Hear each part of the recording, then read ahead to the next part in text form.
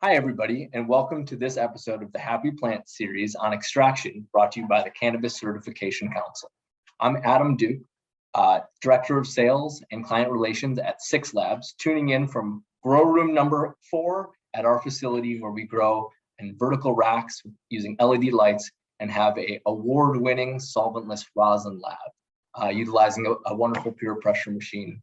And we are so excited to bring you wonderful content like this extraction event and also more events from the CCC, like our Cannabis Sustainability Series coming up in August, as well as our flagship symposium event in October. I would be remiss if I failed to mention the unfortunate passing of an industry giant earlier this week. Frenchie Cannoli passed away and was an absolute inspiration and top-notch educator for the entire industry. So a career hash maker who taught hundreds of people the craft and whose enthusiasm and influence will live on through all of the people who continue to make extracts on into the future. So without people like that, we wouldn't have the ability to bring you such knowledgeable people that we're about to, with the content we're about to share. And so I'm going to send it over to Claire Erickson from Quavita, who's one of our favorite people in the industry and also a wonderful sponsor of the CCC. Hello, everybody. Thank you so much for joining, and good afternoon or morning or evening or whatever it is where you're at today. Again, I'm Claire, and I am fortunate that I get to work with Quavita to save the terps. We're really honored to support the Cannabis Certification Council and all their initiatives that they have to promote sustainability, education, equity, and all the quality best practices within the cannabis industry. If you're not familiar with Quavita, we are a two-way humidity control device that forms a terpene shield that ultimately protects the flavors, aroma, and effect of cannabis that we all love. Our patented formula uses just an all-natural saturated saltwater solution.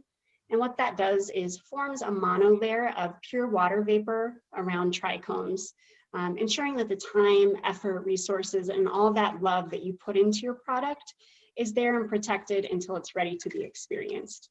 So again, just thank you to Ben and everyone at the council for continuing the great work and continuing to elevate the important conversations like we're going to have on the extraction panel today. And with that, I will throw it back to Mr. Ben Gelb. Thank you.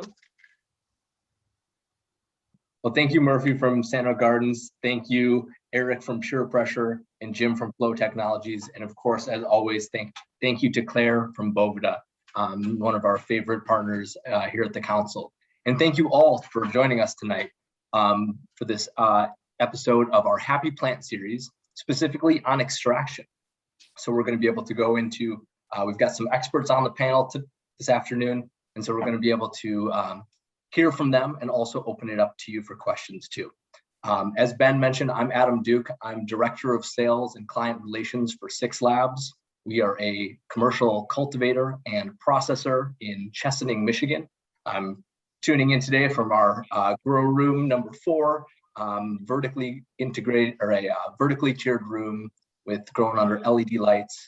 And we are really proud to have a solventless rosin extraction lab at our facility. So most of what you see behind me is all grown for purpose and is dedicated to our extraction lab, where our artists get to spin it around in our wonderful centrifuge and deliver the pure essence of the plant to our end users. So we really appreciate this.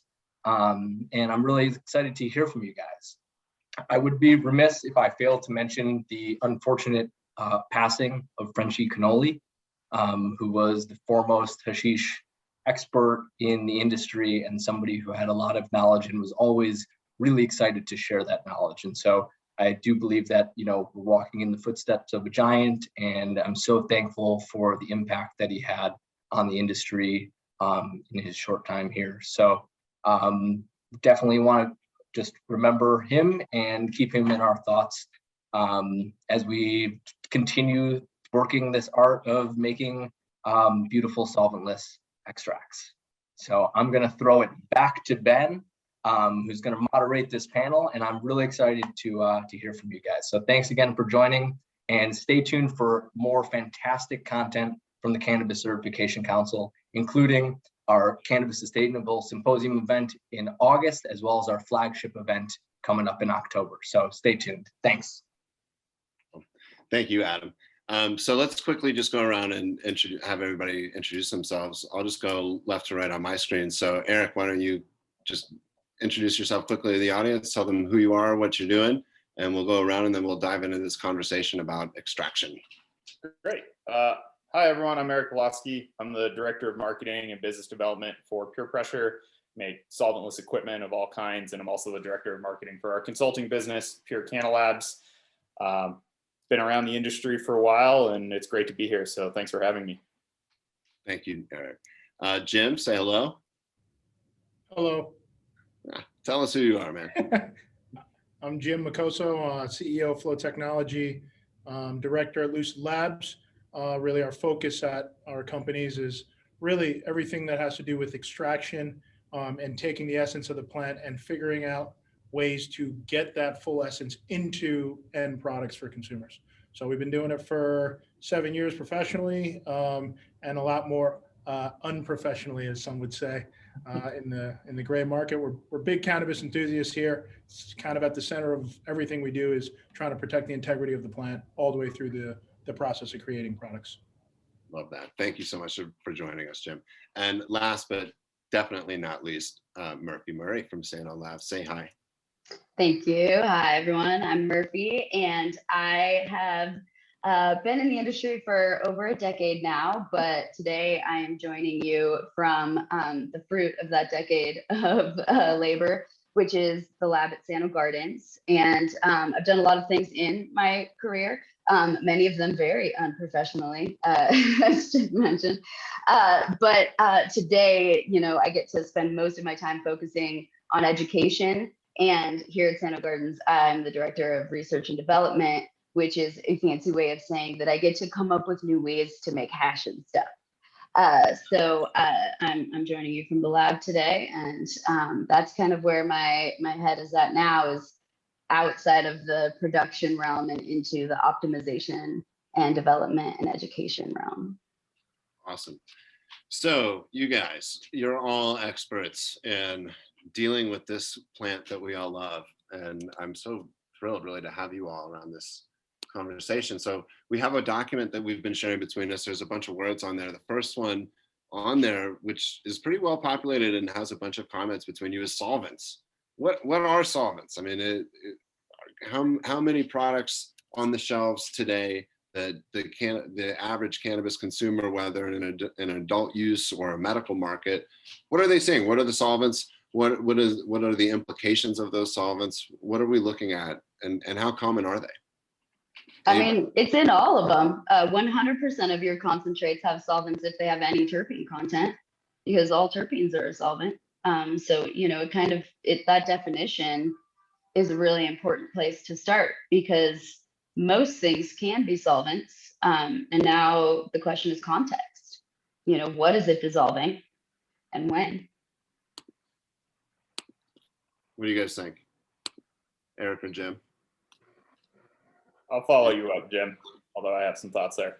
Yeah. I think generally Murphy said it pretty well. The way we think about it as product manufacturers or developers, in the case of Murphy and what we're doing here, as well as Eric to a different extent, the way we think of solvents and the way that a consumer thinks of solvents are certainly different. I mean, because they're marketed to.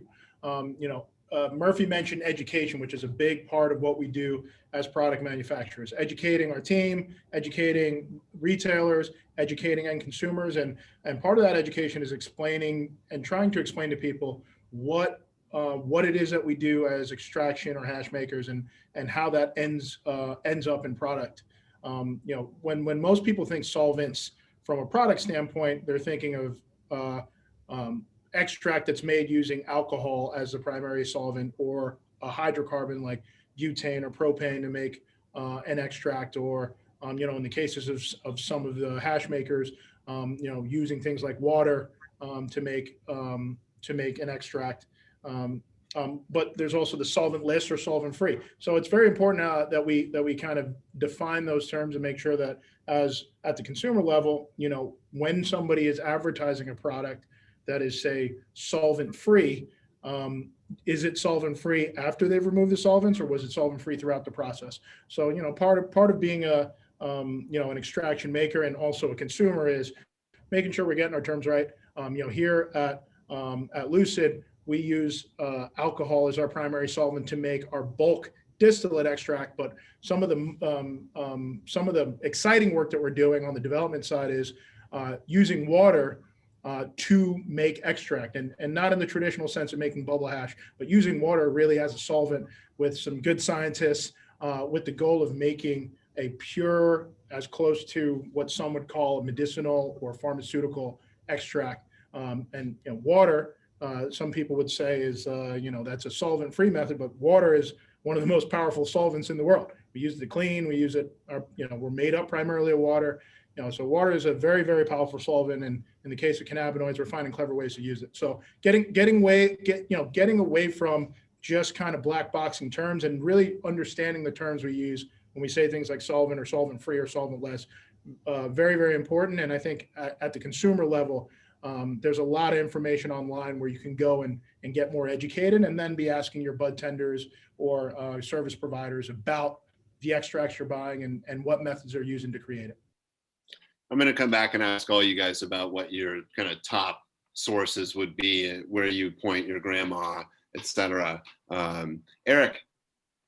Yeah, so I think a lot of good points made. I don't have a ton to add here. I think that, from a consumer's perspective, Jim was right on the money there that, people want to know, if they're not thinking about already, how their products are made. And, a variety of solvents are used very effectively for all kinds of things. That's why so many vape cartridges contain, distillate or CO2, or not contain them, but are used, those solvents are used to make those products.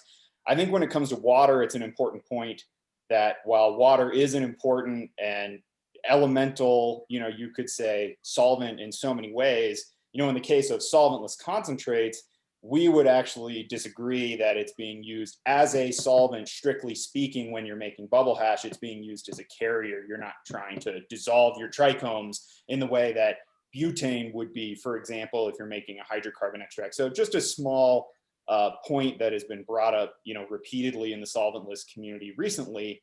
But products are made in so many different ways, and I think as more and more people start to consume products, they're interested to know how those products are made, because there's so many different ways that they make it to the shelf, and different kinds of inputs that certain solvents tend to be good for or not so good for.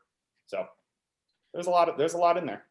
There is. I mean, one of the campaigns that we've had at the council for a while is what's in my weed, hashtag what's in my weed, what'sinmyweed.org, and really trying to help cannabis consumers connect the dots between how they go shop at the supermarket and they buy the green label produce that tells you that it's organic. You buy the cage-free eggs, you buy grass-fed this, and some people avoid meat altogether, and there's a lot of choice involved in that. And then they're making similar decisions also in liquor stores, where people are buying craft and batch and small label and this and that. And then at dispensaries, there's this odd kind of switch where they suddenly say, what's the cheapest, strongest thing you got? There are questions around what's going to help my headache, what's going to do this, what's going to do that.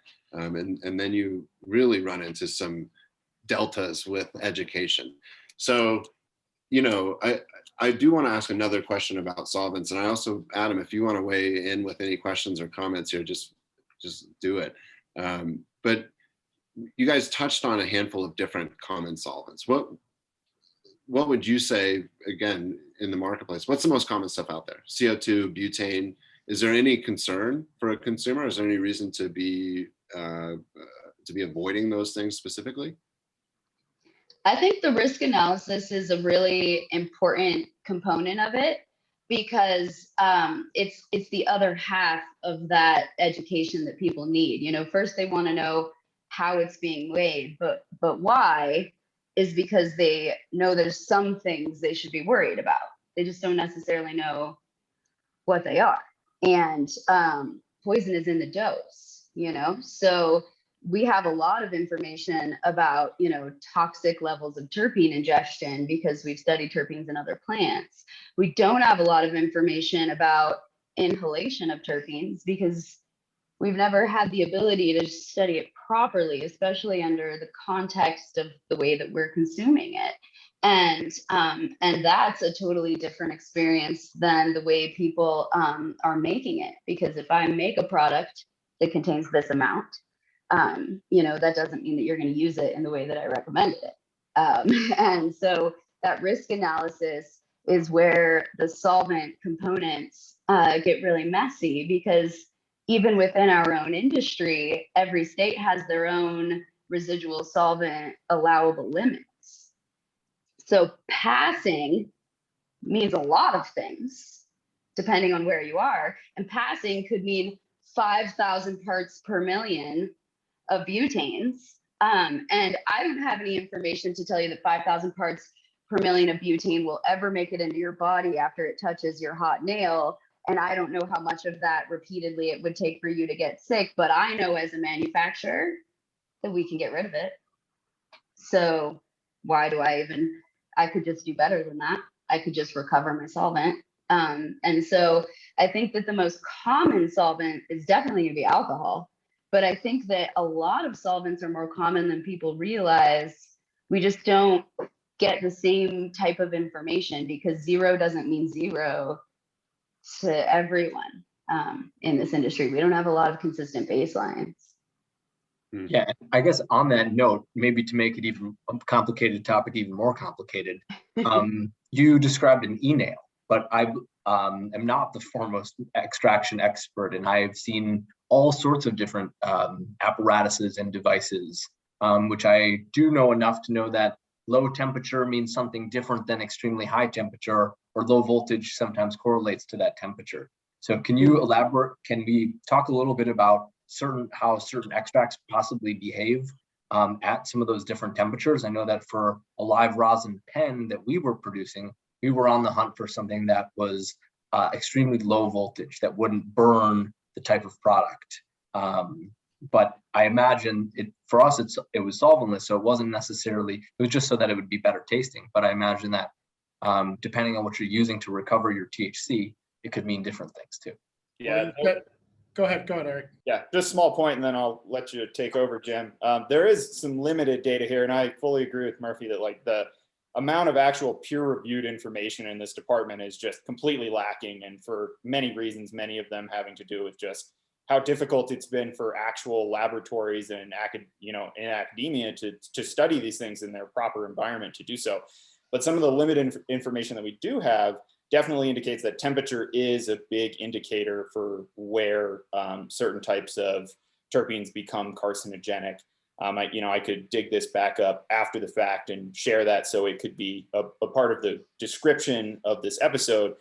So Murphy or Jim, I'm not sure if you guys know what I'm referencing. I wish I wasn't being so vague here, but there's a terpene toxicity study that I think you're referring to that use the inhalation machine, maybe. Yeah, and at really high temperatures, it's worse. Mm-hmm. Of course, at really high concentrations of terpenes, like, people see sauce and diamonds and they think like, whoa, look at this sauce. Like, this is so awesome. But like, really, should we be smoking straight sauce or dabbing straight sauce, especially hot dabs? Like, probably not.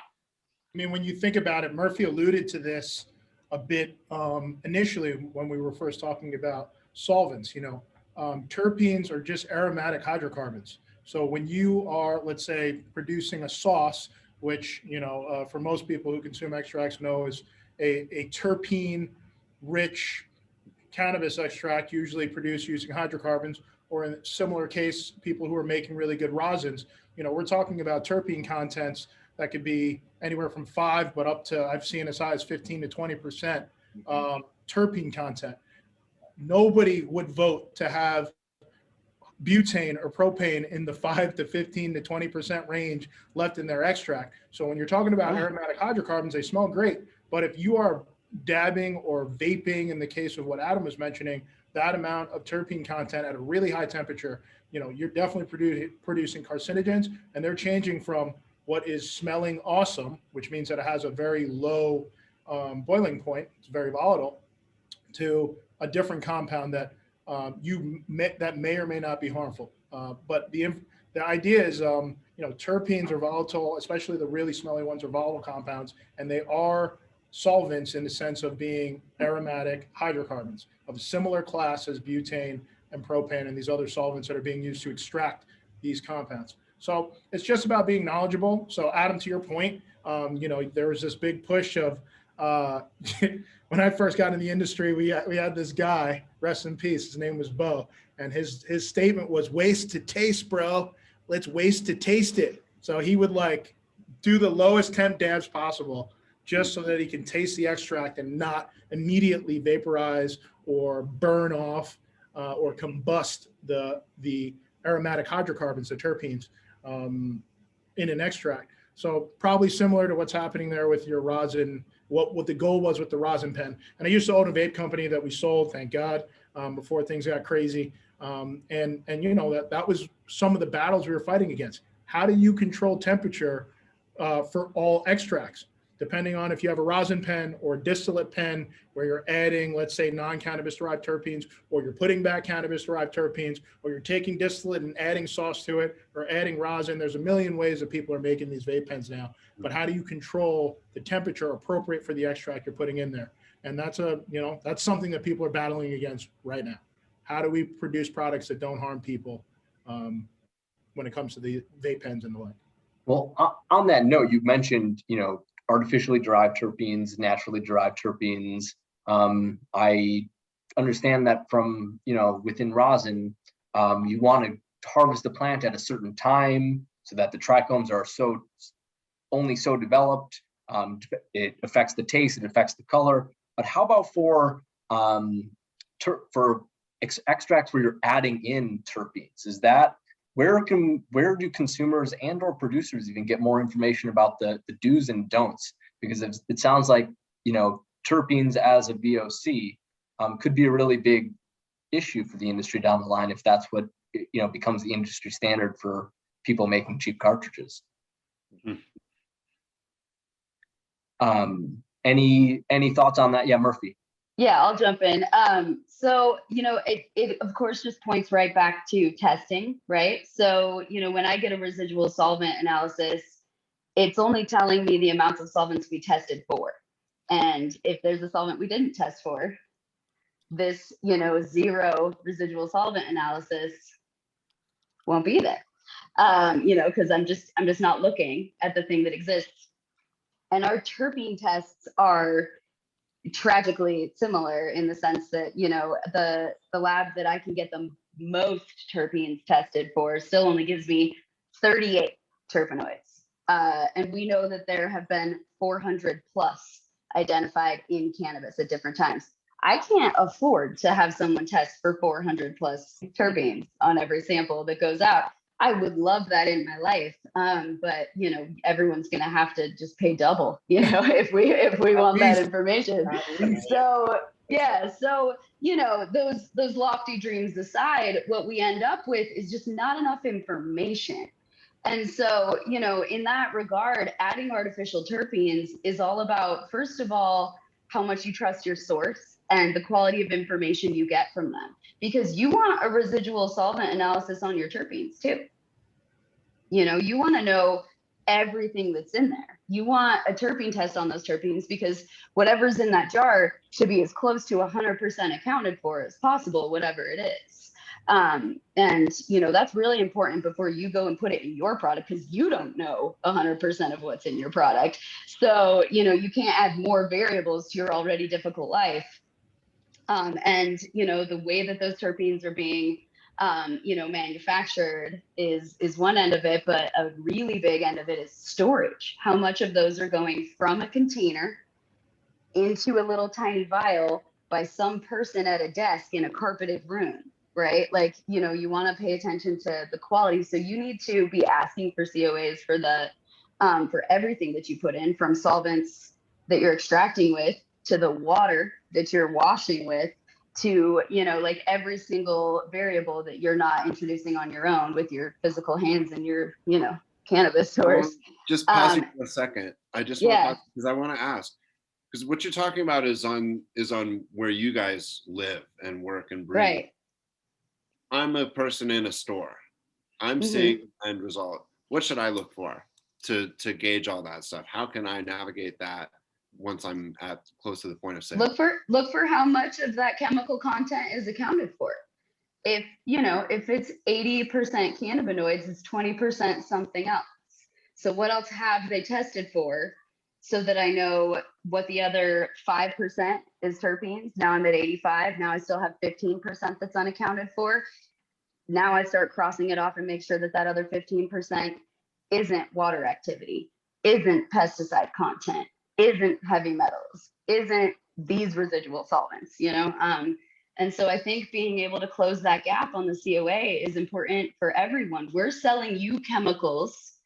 We're checking the COAs on our chemicals. We just all got to check that paperwork. And to be fair, I would chime in here because I grew up in a state that wasn't as liberated as, say, we are now on the West Coast. I live in Seattle, and things are, it's cannabis friendly for the most part. If you're smoking a joint on the street, you probably won't have a problem. But if you're smoking a cigarette, many people will say something to you.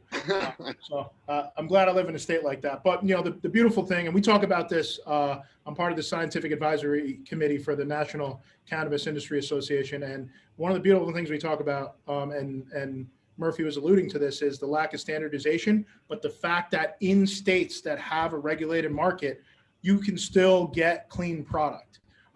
You can get cleaner product than, say, if you were in a state where there wasn't a store you can walk into. And we saw this last year, at the end of 2019 with this whole vape gate, where people were, the majority of the people who were getting sick from vape products, especially ones that were alluded to cannabis, were being procured from friends or from the black market or gray market, whatever you want to call it.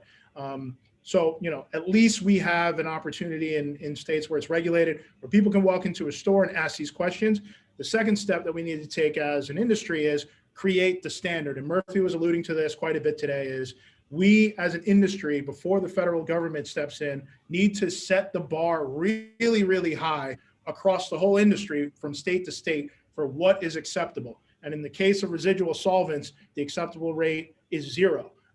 And how do we define that? Are we testing at parts per billion? Are we testing, in the case of like some pesticides, with machines that can detect down to parts per trillion? If we set the standard and the bar really high for being the most regulated industry in terms of how we regulate our products, and the federal government doesn't have to step in, because we will have self-imposed those regulations. But at the consumer level, I think if you're walking into a store, easiest thing you could do is ask a bud tender. But more than anything, a bud tender isn't the one putting it into their body. If you have concerns about the integrity of the products that you're putting into your body, educate yourself. There's plenty of information online.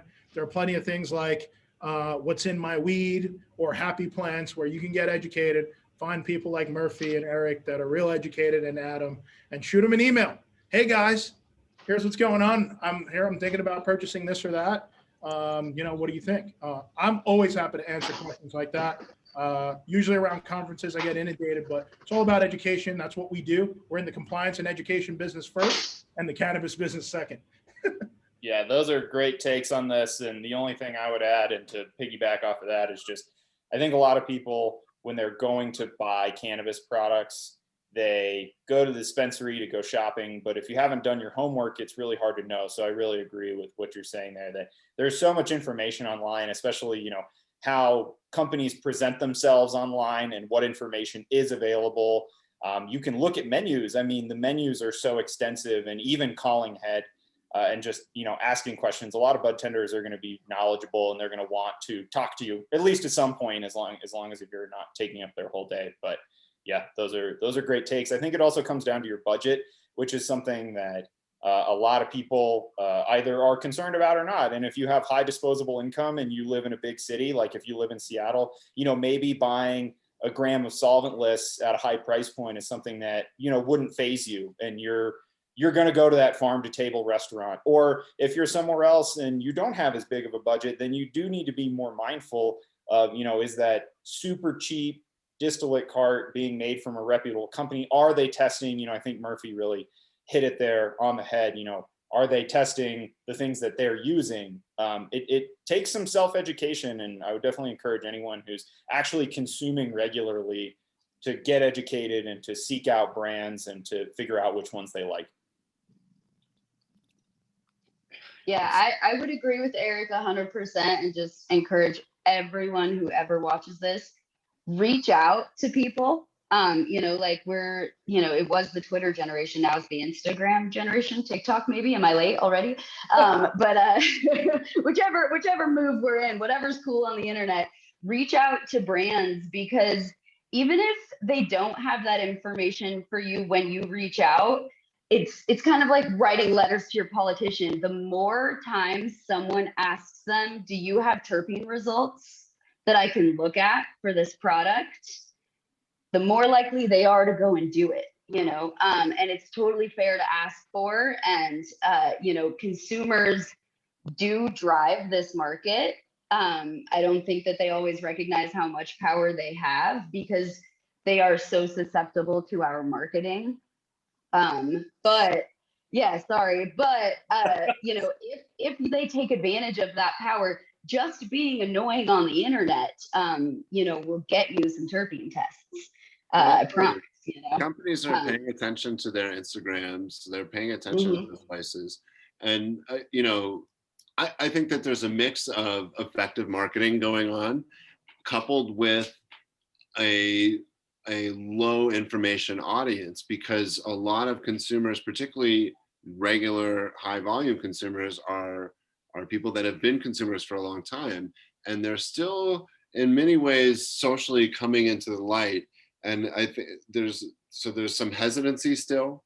And then I think the other thing is that people anticipate that products in any marketplace have some guardrails around it. So you go to the supermarket, you don't think about these things as much because everything is labeled the way it's produced, and you believe in that label and you buy it.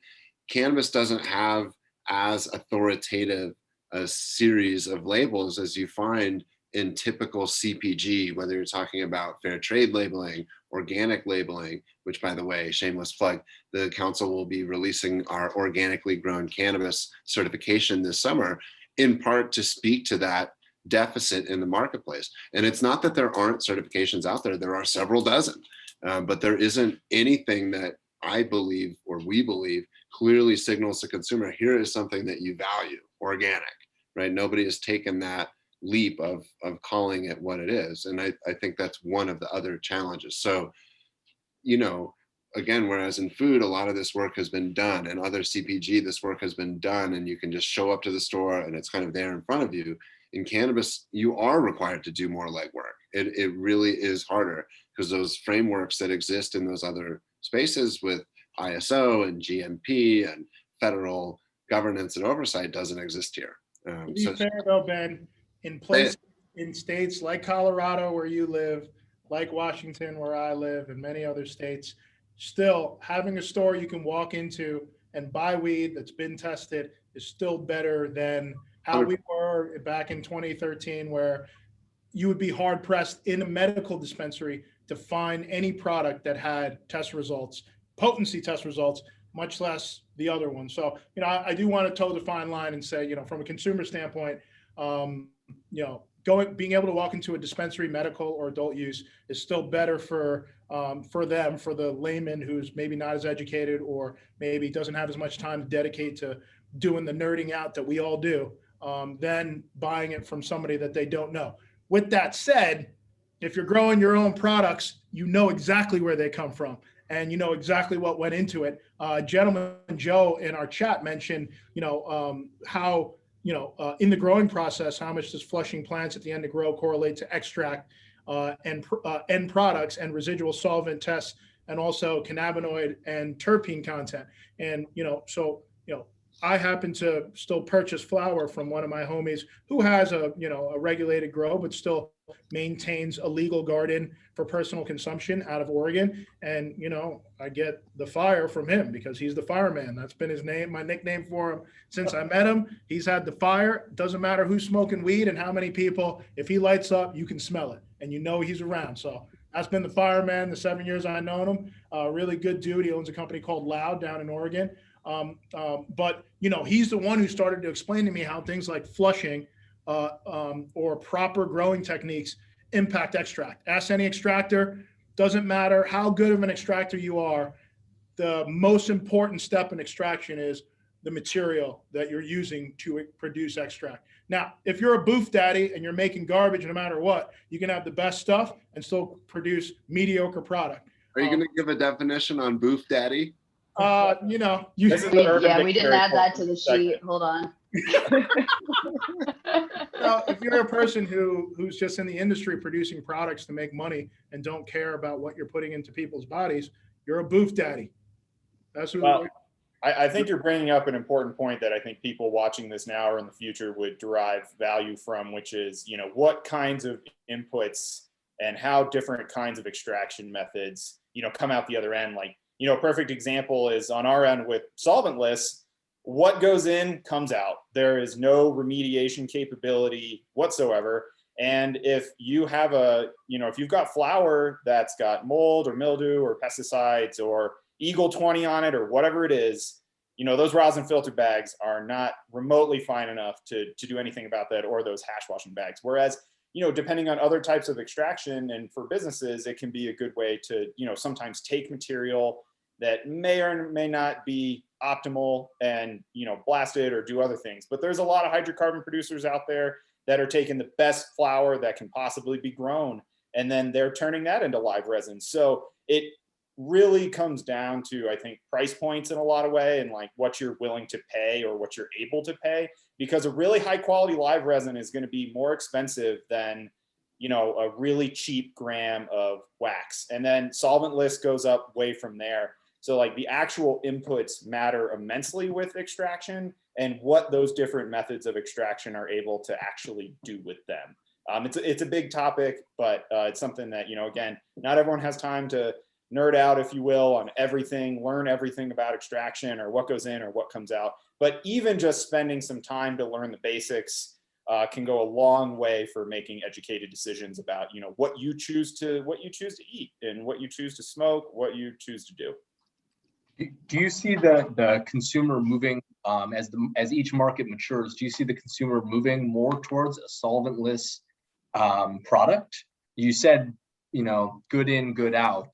I've heard that many times at our facility that you got to start with the highest quality material. A lot matters about what goes into it. So do you think that that's going to translate along to the consumer as some of these immature markets develop more competitive companies and people are going to want more rosin?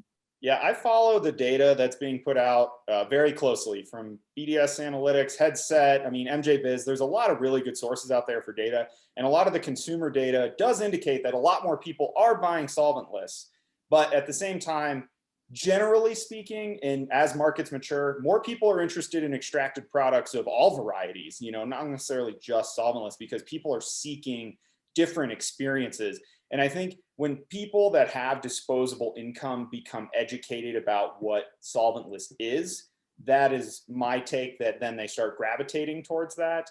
But, you know, when you can just buy flour at a dispensary and it's a brand new market, people are just so blown away by that. And then as time goes on, this is extremely consistent across all of the maturing markets that we have good data on. A lot of those are Oregon, California, Washington, Colorado. Some of the new markets out east don't carry as much. In Michigan, there's some, but not as much. So it's hard to say, but, you know, even with MJ Biz, that some of the solventless, especially rosin and ice water hash, are among the fastest, or they are the fastest growing subcategory of concentrates in those states. But people just want more extracted products of all kinds. Vaporizer growth is crazy. I mean, you wouldn't believe how many people are eating edibles. Just the whole extracted and infused product space right now is just completely, it's just going gangbusters everywhere. Don't get it twisted, Adam. At the end of the day, you know, if we use comparisons to other, what some would call vice markets like alcohol, you know, cupcake $3 wine still is a top seller across many markets. You know why? Because some people just want to get drunk for the cheapest price. Some people just want to get the euphoria or get high, for the lack of a better term, at an affordable rate, because some people, that's what they're looking for. So I think when you break down the consumer, you know, obviously me being one of them, into different categories, you'll get different rates of growth across the extract or derivative product segment. For people who are using it recreationally, there are those that want the top shelf and they're going to pay whatever price because they know there are people taking the best flower in the world and blasting it or pressing it and doing whatever else. And it's going to produce the best tasting, highest quality extract for people who want those types of compounds. For me, the comparison in wine, I like a French Bordeaux and I'll pay $100 for a bottle because I'm a little bougie when it comes to wine and that's what I want and I'll pay for it. Me and Ben have shared a couple of really expensive bottles of wine in Europe. So he knows what I'm talking about. He's an expensive dude with wine too. But, when you look at medicinal products, and this is what, to Eric's point, where data comes into play. When it comes to the new consumer, and I think the consumer that's always been there but didn't have brands that were really, or companies that were really making it a point to create products for purpose. The on-off switch of getting high or not getting high is changing. That will always be there. The consumer will always be there that just wants euphoria.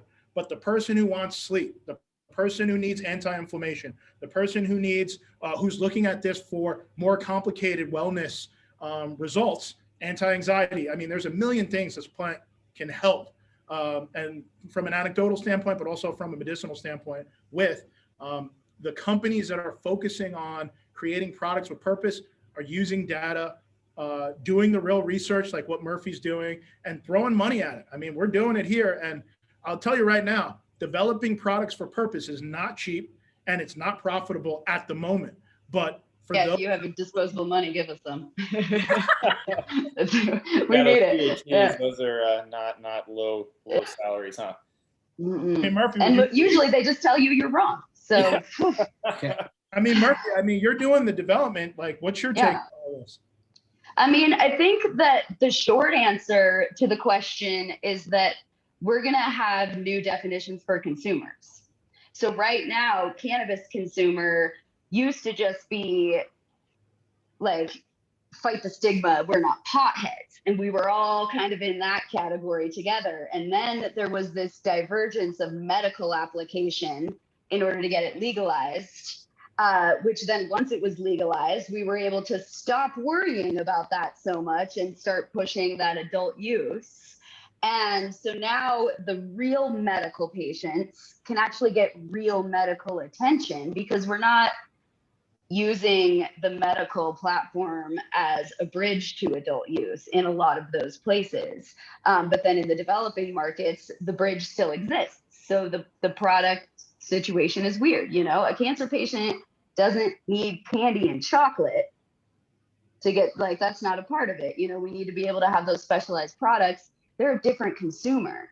And, the type of consumer who does want to, use it socially in a group setting and make it affordable because they're replacing alcohol with it, that's a different consumer. And so I think that what we're going to have are these tiers of consumers, much like wine, much like food even. You can have 3 different kinds of steakhouses and some of them have peanuts on the floor, and it just depends on, what that consumer is looking for because, some of us are still going to buy weed from our friends because we want it to be that good. And I'll keep paying the same price per ounce that I paid 10 years ago, even though the rest of the weed everywhere is cheaper now because I still value that product.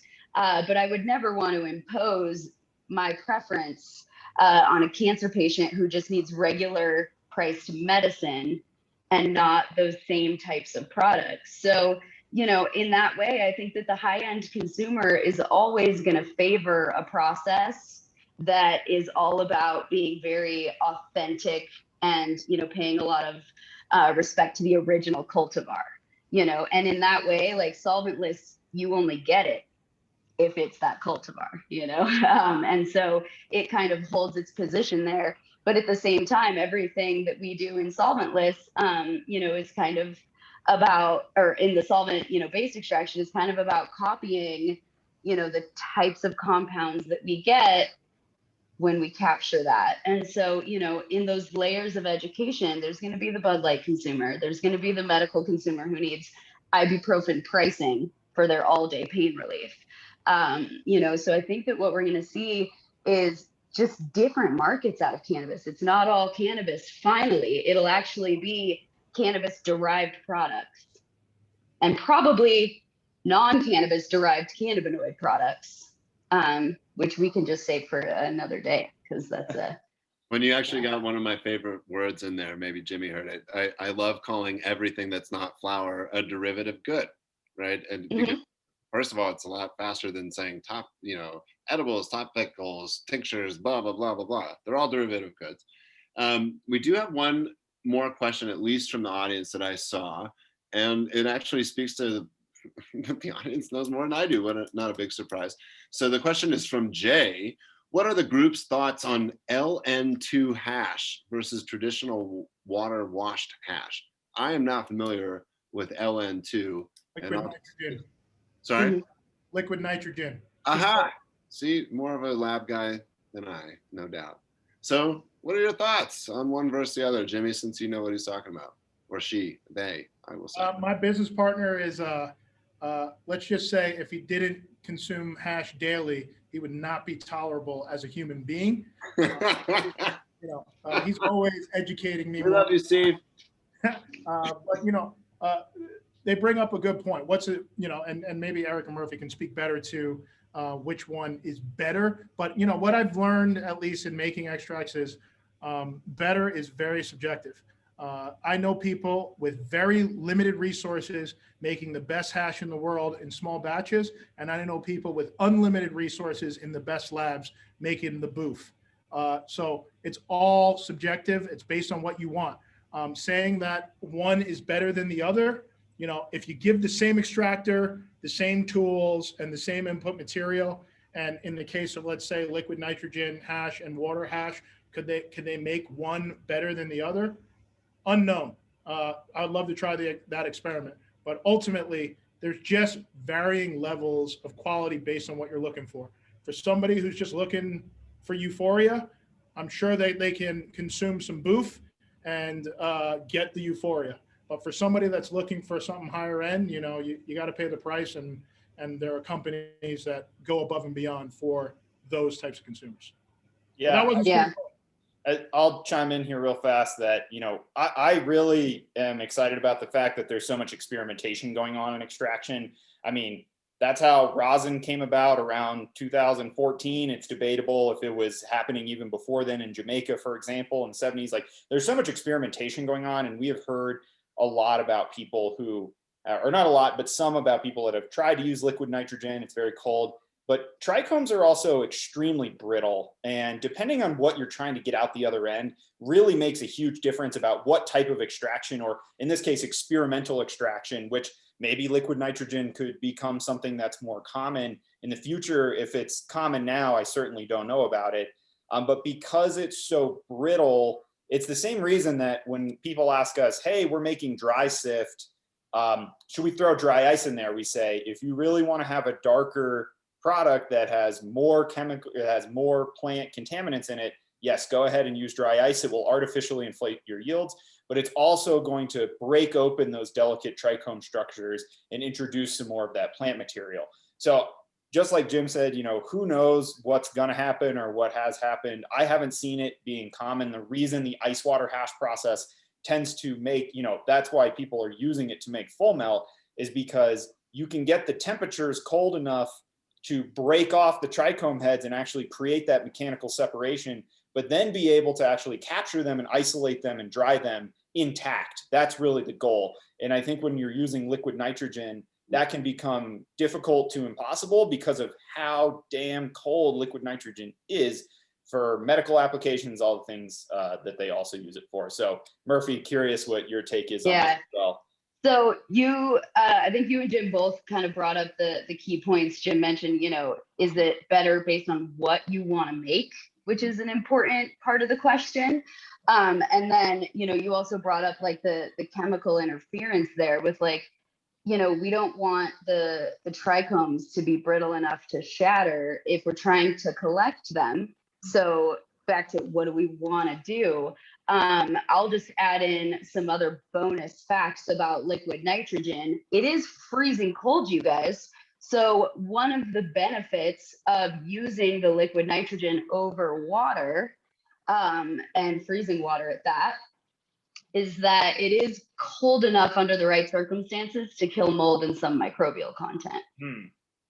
Interesting. So it could have remediation properties, is what you're saying. So exactly. And whether that's preventative to make sure that nothing grows in storage or other, I can't say. I just can say that, better is still subjective. So now it's about better for who? Is it better for me, the extractor, because I don't have to dry my hash anymore? Because I just make it and press it and it's done in 4 hours and I can sell it to you tomorrow? Or is it better for you, the consumer, because it's an economical process that, provides a consistently clean product with these, consistent attributes that, based on your own personal consumption experience, work well for you? There's just so many questions to ask. And as this industry grows, the better for who question is a really important one, because all of those big corporations that pollute our planet did ask for permission to do so. We just gave it to them because we didn't understand. And so in that way, like Jim pointed out, we gotta set our own standards and say, better for who? Or is your process putting concentrated heavy metals back into your sewage system because you put all of your waste down the drain? Or, is this process safer for consumers and meets the price point to be able to justify having a safe product? Because it bums me out that the cheapest products are usually the least safe or are the grossest. That's unfair to the medical patient.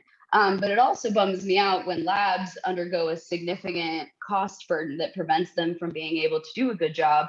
So then they make those weird compromises. We've all got to kind of meet in the middle, and it should never be businesses versus people, because a lot of our businesses are becoming corporations. So, it's got to be better for both of us. And in the case of, LN2, I would say, just in the case of any other solvent, there's probably an application where any given solvent is the best. I think chloroform is a great example that I always like to bring up, where chloroform is really good at dissolving a lot of the active compounds that we want in cannabis.